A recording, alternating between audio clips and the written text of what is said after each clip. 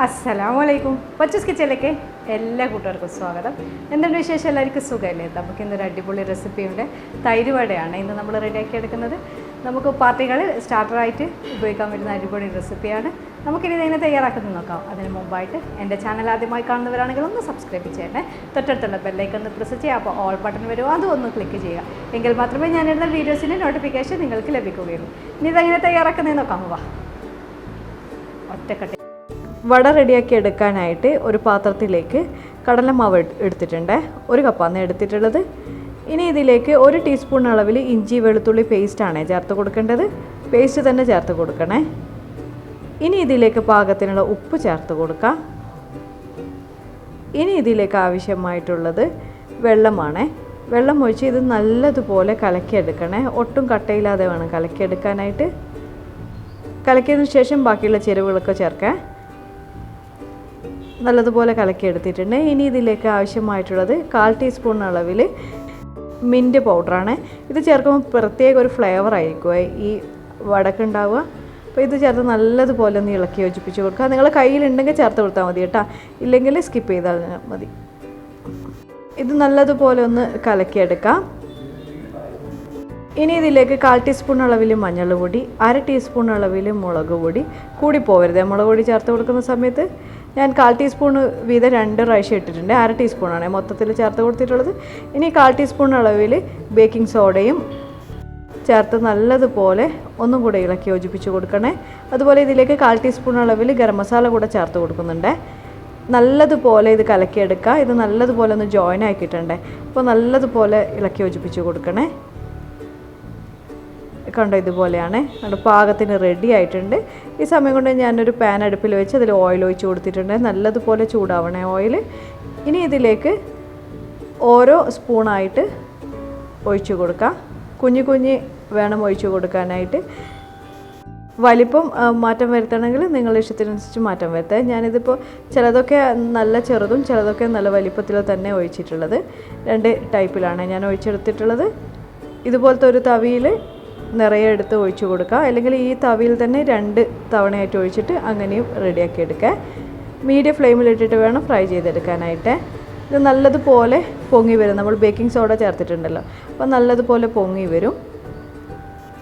പെട്ടെന്ന് തന്നെ ഇത് റെഡിയാക്കി കിട്ടും കേട്ടോ. ഒരുപാട് സമയമൊന്നുമില്ല, വേഗം തന്നെ നമുക്ക് റെഡിയാക്കി കിട്ടും. കണ്ടോ, ഇത് നല്ലതുപോലെ പൊങ്ങി വന്നിട്ടുണ്ട്. ഇനി ഇത് തിരിച്ചിട്ട് കൊടുക്കാം. ഇത് ഗോൾഡൻ ബ്രൗൺ നിറമാവുന്നത് വരെ നമുക്ക് ഫ്രൈ ചെയ്തെടുക്കണം. ഒരുപാട് ക്രിസ്പി ആയി പോകരുത്. ഇത് ഉൾവശം നല്ലതുപോലെ ഒന്ന് വെന്ത് കിട്ടണം. അത്രയും സമയം മതിയാവും. നല്ല ടേസ്റ്റാണ് ഇത് കഴിക്കാനായിട്ട്. നമുക്ക് ഒരു പാർട്ടിക്കൊക്കെ സ്റ്റാർട്ടറായിട്ട് കൊടുക്കാൻ പറ്റുന്ന നല്ലൊരു റെസിപ്പിയാണ്. അതുപോലെ ഇത് തണുപ്പിച്ച് വേണം കഴിക്കാനായിട്ട്. തൈര് ഇഷ്ടപ്പെടുന്നവർക്ക് തീർച്ചയായിട്ടും ഈ റെസിപ്പി ഇഷ്ടപ്പെടും. അതുകൊണ്ട് ഇപ്പോൾ പാകത്തിന് റെഡി ആയിട്ടുണ്ട്. ഇനി ഇത് എണ്ണയിൽ നിന്ന് കോരി മാറ്റാം. ഇതുപോലെ ബാക്കിയുള്ള മാവും ഒഴിച്ച് എല്ലാം ചുട്ടെടുക്കുക.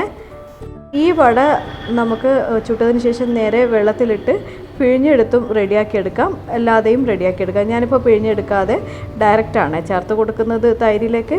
നിങ്ങൾക്ക് പിഴിഞ്ഞെടുത്ത് വേണമെങ്കിൽ അങ്ങനെ ചേർത്ത് കൊടുക്കുക. ഇനി ഒരു ബൗൾ എടുത്തിട്ടുണ്ട്. ഈ ബൗളിലേക്ക് നമുക്ക് തൈര് ഒഴിച്ചു കൊടുക്കാം. ഒട്ടും പുളിയില്ലാത്ത തൈരാണ് നല്ലത്. ഞാൻ മിൽക്കി മിസ്റ്റിൻ്റെ തൈരാണ് എടുത്തിട്ടുള്ളത്. ഇത് ഒഴിച്ചു കൊടുക്കാം. നിങ്ങൾക്ക് ഈ ചുട്ടുവെച്ച വട വെള്ളത്തിലിട്ട് പിഴിഞ്ഞെടുത്തിട്ടാണ് റെഡിയാക്കുന്നതെങ്കിൽ ആദ്യം എല്ലാം ചുട്ടതിന് ശേഷം വെള്ളത്തിലിട്ട് കൊടുക്കാൻ നല്ലതുപോലെ ഒന്ന് പിഴിഞ്ഞെടുത്ത് നമ്മൾ മറ്റൊരു പാത്രത്തിലേക്ക് മാറ്റാം. എന്നിട്ട് തൈര് റെഡിയാക്കിയതിന് ശേഷം അതിലേക്ക് ഇട്ട് കൊടുക്കുക.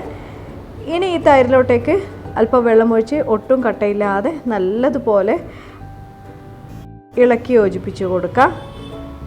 വേണമെങ്കിൽ മിക്സിയിലിട്ടിട്ട് ജസ്റ്റ് ഒന്ന് കറക്കിയെടുക്കുക. ഞാനിപ്പോൾ അങ്ങനെ ചെയ്യുന്നില്ല. ഇപ്പോൾ ഇതുപോലെയാണ് റെഡിയാക്കി എടുക്കുന്നത്. ഇതുപോലെ നല്ലതുപോലെ ഇളക്കി യോജിപ്പിച്ച് കട്ടയൊക്കെ ഉടച്ചു കൊടുക്കുക. ഇപ്പോൾ ഏകദേശം ഒന്ന് റെഡി ആയിട്ടുണ്ട്. ഇനി ഇതിലേക്ക് ബാക്കി കൂടെ വെള്ളം ഒഴിച്ച് കൊടുക്കണം. നല്ല ലൂസിൽ വേണം ഇത് റെഡിയാക്കി എടുക്കാനായിട്ട്. ഇപ്പോൾ നല്ലതുപോലെ കലക്കിയെടുത്തിട്ടുണ്ട്. ഇനി ഇതിലേക്ക് 1 പച്ചമുളക് വട്ടത്തിൽ അരിഞ്ഞിട്ട് കൊടുക്കുക. ഞാനിതിലേക്ക് എടുത്ത തൈരിൻ്റെ അളവ് 500 ml ആണ്. ഇനി ഇതിലേക്ക് പാകത്തിനുള്ള ഉപ്പും കൂടെ ചേർത്ത് നല്ലതുപോലെ ഇളക്കി യോജിപ്പിച്ച് കൊടുക്കുക. ഇനി ഇതിലേക്ക് ആവശ്യമായിട്ടുള്ളത് വെള്ളക്കടലയാണ്. വെള്ളക്കടല നല്ലതുപോലെ കുതിർത്തിയതിന് ശേഷം ഉപ്പും ചേർത്ത് വേവിച്ചെടുത്തതാണ്. ഇത് ഞാൻ നല്ലതുപോലെ തണുപ്പിച്ചെടുത്തിട്ടുണ്ട്. ഇനി ഇതിലേക്ക് നമ്മൾ ഫ്രൈ ചെയ്ത് വെച്ച വടയില്ലേ, ആ വട ഇതിലേക്ക് വെച്ച് കൊടുക്കാം. ഇതിലേക്ക് ഞാനോട് മല്ലിച്ചപ്പ് ഇടാൻ മറന്നു പോയിട്ടുണ്ടായിരുന്നു. അപ്പോൾ മല്ലിച്ചപ്പ് ഇതുപോലെ അരിഞ്ഞിട്ടതിന് ശേഷമാണ് വടകൾ വെച്ച് കൊടുക്കേണ്ടത്. മല്ലിച്ചപ്പ് നിങ്ങളുടെ ഇഷ്ടത്തിനനുസരിച്ച് മാറ്റം വരുത്തേ, കൂടുതൽ ചേർക്കുമ്പോൾ അതിൻ്റെതായ സ്വാദ് ഉണ്ടാവുമേ. ഇനി ഇതിലേക്ക് അല്പം പുതിന ഇല കൂടെ ചേർത്ത് കൊടുക്കുക. പുതിന ഇല ഇല്ലെങ്കിൽ പുതിന പൗഡർ ചേർത്ത് കൊടുത്താൽ മതിയാവും. പുതിനയുടെ ഫ്ലേവർ ഇഷ്ടമില്ലാത്തവർക്ക് സ്കിപ്പ് ചെയ്യാവുന്നതാണ്. ഇനി നല്ലതുപോലെ ഇളക്കി യോജിപ്പിച്ച് കൊടുക്കുക. അതിനുശേഷം ബാക്കിയുള്ള വടകൾ കൂടെ ഇതിലേക്ക് വെച്ച് കൊടുക്കുക. നല്ലതുപോലെ ഒന്ന് ഇളക്കി യോജിപ്പിച്ച് കൊടുക്കണം. ഈ മല്ലിയിലൊക്കെ എല്ലായിടത്തും എത്തുന്ന വിധത്തിൽ ഇതുപോലെ ഇളക്കി യോജിപ്പിച്ച് കൊടുക്കുക. അതുപോലെ വടകളൊക്കെ ഒന്ന് തിരിച്ചിട്ടിട്ട് വെച്ച് കൊടുക്കുക. അപ്പോൾ നല്ലതുപോലെ ഇത് സോക്കായി കിട്ടും. ബാക്കിയുള്ള വടകളും ഇതുപോലെ വെച്ച് കൊടുക്കുക. ഞാൻ 2 പാത്രത്തിലായിട്ടാണ് വെച്ച് കൊടുത്തിട്ടുള്ളത്. ഇനി ചെറുതായി ഒന്ന് പ്രസ് ചെയ്ത് കൊടുക്കുക. ഈ തൈരിലോട്ടേക്ക് നല്ലതുപോലെ ഒന്ന് മുങ്ങിക്കിടക്കണം. ഇനി ഇതിലേക്ക് വറവിട്ട് കൊടുക്കണം. അതിനായിട്ട് ഒരു പാനിലോട്ടേക്ക് അല്പം വെളിച്ചെണ്ണ ഒഴിച്ച് ജീരകം, കടുക്, കരിവേപ്പില, വറ്റൽമുളക്, ചില്ലി ഫ്ലെക്സ് ഇതെല്ലാം കൂടിയിട്ടൊന്ന് നല്ലതുപോലെ പൊട്ടിച്ചെടുത്തതിന് ശേഷം ഇതിലേക്ക് ഒഴിച്ചു കൊടുക്കുക. എല്ലായിടത്തും എത്തത്തക്ക വിധത്തിൽ വേണേ ഒഴിച്ചു കൊടുക്കാനായിട്ട്. ചില്ലി ഫ്ലെക്സൊക്കെ ഇതിലേക്ക് ചേർത്ത് കൊടുത്തു കഴിഞ്ഞാൽ നല്ലൊരു ടേസ്റ്റ് ആയിരിക്കുമേ. നിങ്ങൾക്ക് താളിക്കുന്ന സമയത്ത് ഇട്ട് കൊടുത്തിട്ടില്ലെങ്കിൽ നമ്മൾ വടകൾ വെച്ചിട്ടില്ലേ, ആ സമയത്ത് ഇതിലേക്ക് ഇട്ട് കൊടുത്താൽ മതിയാവുമേ. അപ്പോൾ മുഴുവനെ ഇതിലേക്ക് ഇട്ട് കൊടുത്തിട്ടുണ്ട്. ഇനി ഇതിന് മുകളിലോട്ടായിട്ട് അല്പം കൂടെ വെള്ളക്കടല ചേർത്ത് കൊടുക്കുന്നുണ്ട്.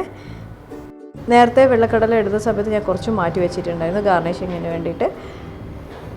ഇതും കൂടെ ഇട്ട് കൊടുത്തതിന് ശേഷം നല്ലതുപോലെ ഒന്ന് തണുക്കാനായിട്ട് മാറ്റി വെക്കണം. തണുച്ചതിന് ശേഷം നമുക്കിത് സെർവ് ചെയ്യാവുന്നതാണ്. അപ്പോൾ എങ്ങനെയുണ്ട് റെസിപ്പി? നിങ്ങൾക്ക് ഇഷ്ടപ്പെട്ടോ? സ്വാദിഷ്ടമായ തൈര് വട റെഡി ആയിട്ടുണ്ട്. അപ്പോൾ തീർച്ചയായും നിങ്ങൾ ട്രൈ ചെയ്ത് നോക്കണം, നിങ്ങൾക്ക് ഇഷ്ടപ്പെടും. ഞാൻ കുറച്ചെടുത്തിട്ടുണ്ട്. തൈരും വെള്ളക്കടലയും അതുപോലെ മല്ലിച്ചപ്പൊക്കെ കൂടെ കഴിക്കുമ്പോൾ നല്ല ടേസ്റ്റ് ആയിരിക്കുമേ.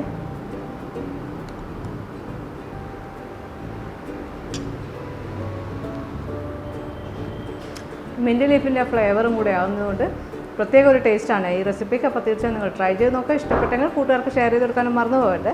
Thank you.